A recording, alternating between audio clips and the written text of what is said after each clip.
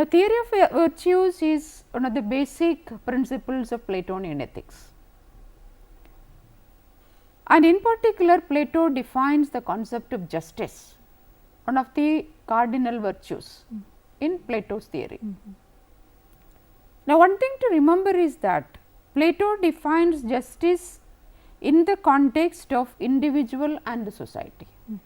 So, that he compares, he makes an analogy between the individual and the city state, the society of his times.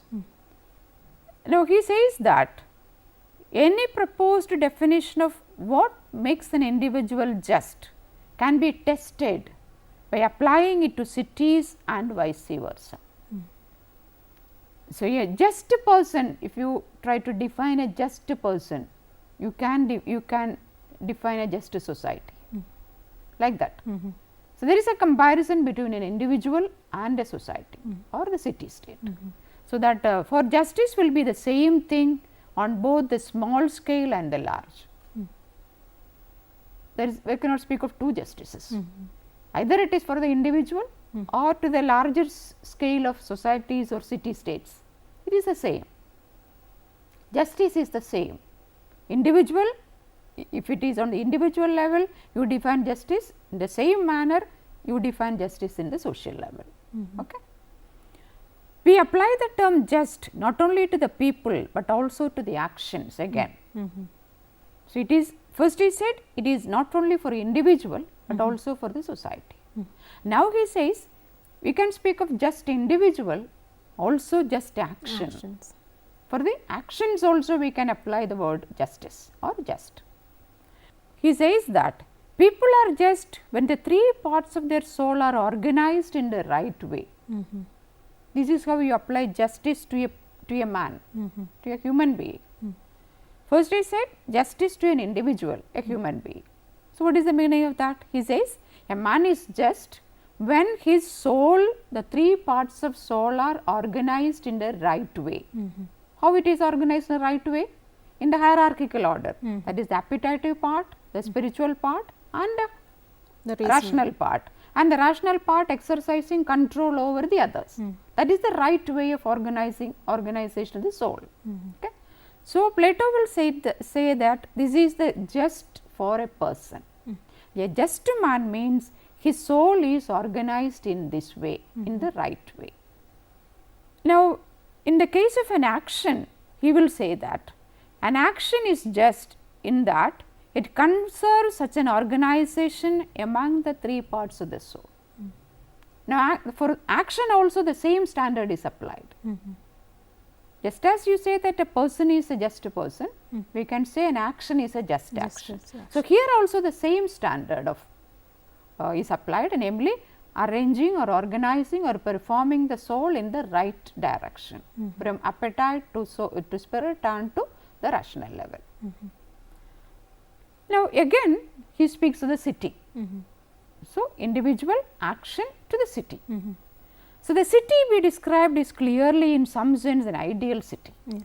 So, Plato concedes that his city is unlikely to, so because it is an ideal one, he never thinks that it will come out, it will be in reality. So, he always wants to be it as an ideal society. So, we can have an understanding about the ideal society of Plato. Okay? So, ideal city has got three classes of citizens. So, keep in mind the classification of the soul, then we come down. Now, the classification of soul, the principle of classification of soul he applies to society, to the city. He says that this is in the ideal form, not that we can expect it tomorrow or day after tomorrow in practice. It is an ideal situation where we can speak of a city where we have three classes of people, three classes of citizens. The first is the ruler class, the ruler class of people, and they are characterized by their knowledge about and devotion to the welfare of the society. So, this is the quality or characteristic of the ruler class of people in the ideal state. Their only goal is attainment of knowledge and their devotion to the welfare of the whole society. So, they govern the whole society. Yes. So, they are devoted to the welfare of the society and acquisition of further knowledge. Their own enrichment. So, self enrichment and devotion to the others. So, that is the what is called the characteristic feature of the ruling class of people. Now, second we can speak of the guardians, and there are the third category, the farmers, merchants, now who are in the activity of production of material goods necessary for daily life.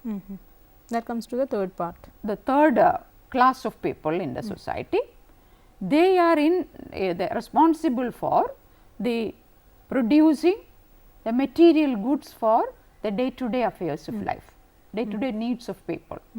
So, they are the custodians of material goods. Now, the guardians are they helps the warrior, they are the warrior class of people, soldiers. They are the supporting staff of the guardian class of people, namely the ruler class of people. Okay. So, we can speak of the ruler class who are supposed to be the guardian class, and there is the warrior class, they are the supporting staff, they give their full support for the ruling class for making sure the welfare of the society.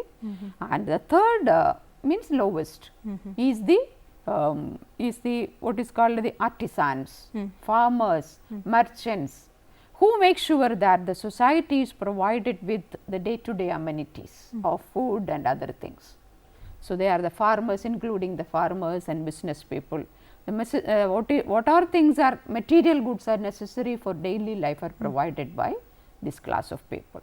So, again the tripartite division of the soul is again reflected here. Yes, of course, we can say it is a tripartite division of society.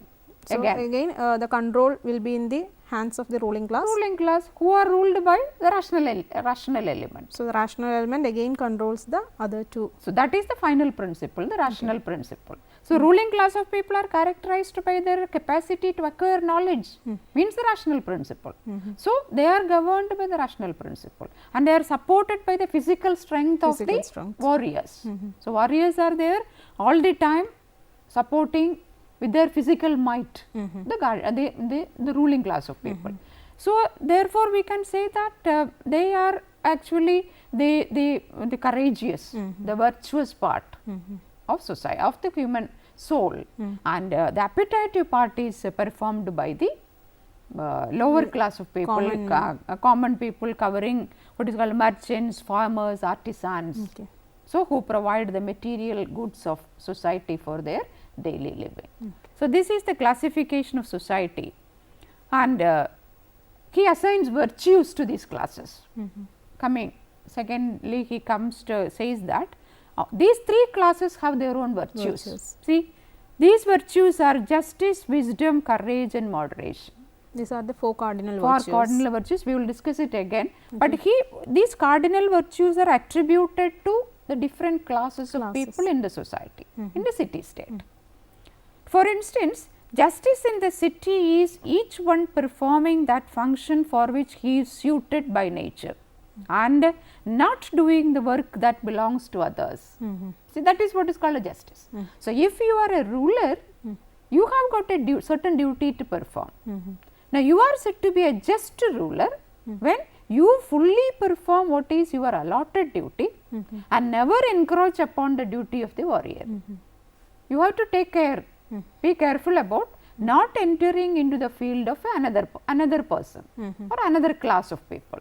You are not expected to do that. For example, if you are a ruler, you are expected to act for the welfare of the people. You are not expected to earn money. So, you must amass wealth. So, you are a member of the ruler class, means you are expected to be a philosopher, a scholar, an educated man, a man of knowledge, along with a person who works for the welfare of the society.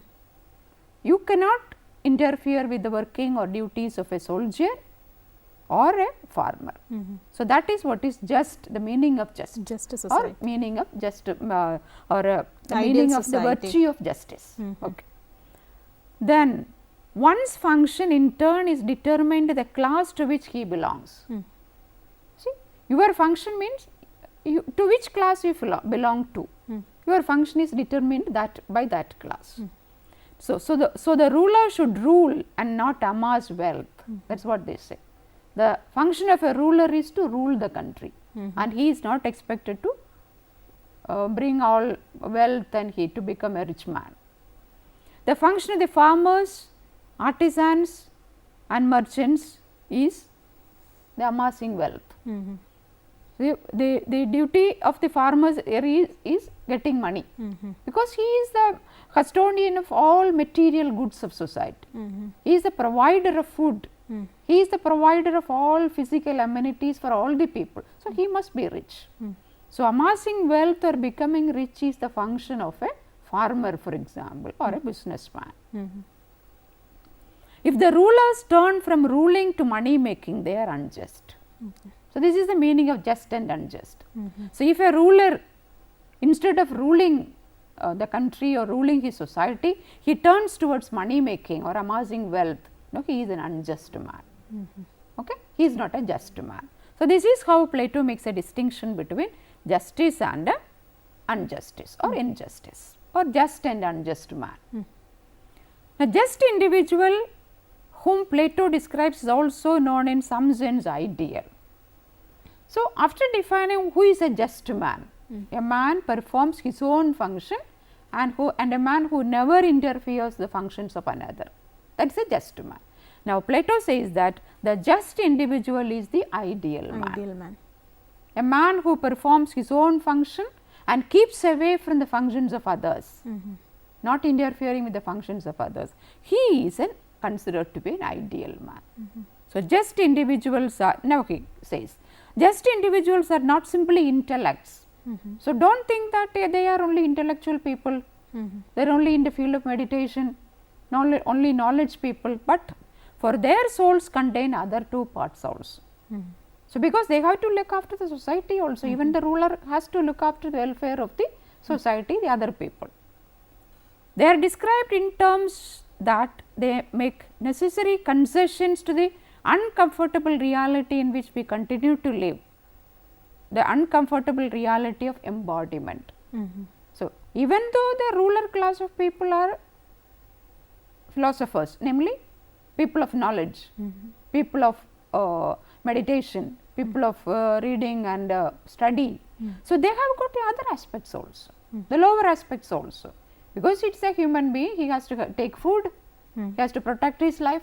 So, but only thing is that it is only lower aspect. The higher aspect, that is the in full bloom, it is to be realized in the full potential, then only he becomes an ideal man. For example, for Plato, justice of a city or an individual not a stuff it contains, but a structure in which its parts are organized. So, it is not a thing that we can get. Justice is not a thing, but it is a structure in which the different parts are organized. The lower part has its own place, the middle part has its place, and the highest part has its own place. So, those parts are organized in their own places. So, such an individual is an ideal person, or such an individual is a just person according to Plato. So, by giving an example of the ideal state, Plato speaks of the just person, who is an ideal man. An ideal man is a just person, who performs his own function to the 100%, to the full extent, and completely abstains from the functions of the other classes of people, other groups of people. So, this is the meaning of a just person, and he is supposed to be an ideal person. Ideal man. So, this is one of the primary principles of the ethics of Plato.